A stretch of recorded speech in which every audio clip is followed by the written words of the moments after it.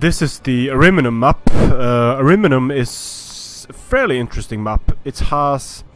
I'll just put up the UI so you can have a look at the deployment zones and where the map actually ends. The map is dominated by forests, several hills with open lanes between them. For the attacker, the player that deploys down here, it's going to be sort of an uphill struggle. And you'll see this in a lot of the maps. Moving up here, it's going to be fairly easy for the player who is designated in the defender position to take the advantageous terrain positions. But if both players are attacker, this fixes itself beautifully. You can also change around the attacking directions. If you choose this map and you go for the default directions, however, what you're going to be seeing is this. You're going to be here, and this is going to be your line of sight. It's of course going to be bigger, and this goes for all of my videos. It's going to be bigger because you have more units, but this is a map that's going to it's going to make ambushes possible. It's going to be easy to hide units, and it's one of those nice balanced maps where both cavalry, infantry and skirmishers can be put to good use. If there are elephants and chariots on the field, it can be fairly easy to neutralize them by camping some of these hills. And of course the forests also makes it fairly easy to camp there and to reduce the effectiveness of elephants, chariots. So these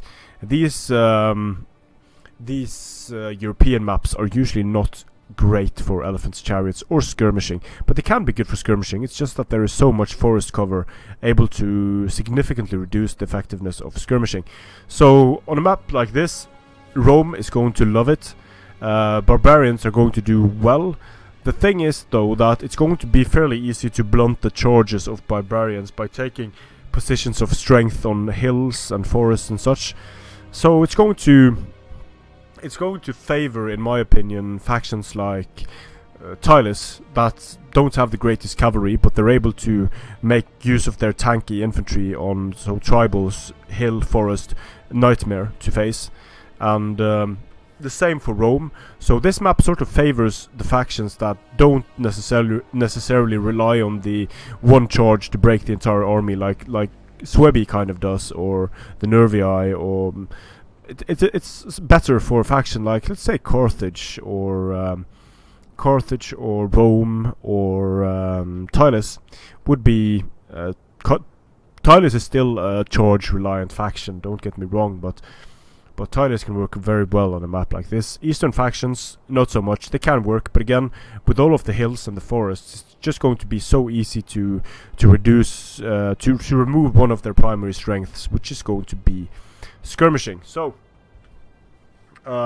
pick this map if you want to make good use of forest cover, if you want to make good use of hills and of varied terrain, if you want to try some MLG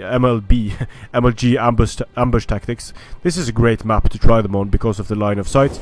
The map's climate is neutral, so that means that you're not going to be getting any penalties by default. And you're going to you can have fog to reduce visibility even further should you so wish. Strength and honor.